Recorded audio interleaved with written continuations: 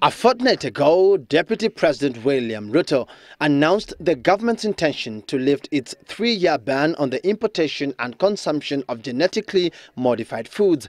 And now, members of the National Assembly's Committees on Health and Agriculture have come out in support of the government's turnabout. Most of the shirts you guys are wearing are from Burkina Faso and they are from BT Cotton.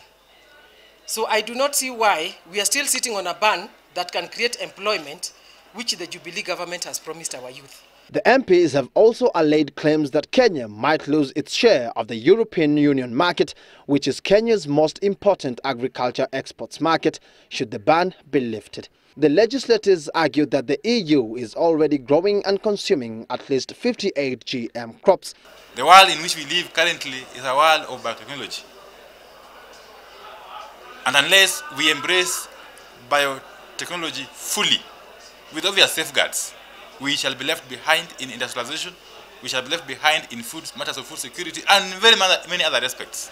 The MPs insist that GMOs are now a tried and tested means of attaining better crop yields. Here we are thinking about the crop resistance to herbicide, to pesticides, to herbicides, to herbs, that is to weeds. You are talking of resistance to pests, insects and the rest.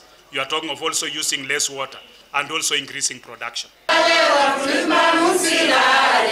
These, as representatives of smallholder farmers in Machakos County, protested the government's planned move. We have considered the multiple risks that we as a nation are exposing ourselves to, including the risk of losing our local crop varieties, especially our cucumber maize. All eyes are now on the government to see whether it will make good its pledge to finally make GM crops a reality in Kenya. Patrick Igunza, Citizen Business Center.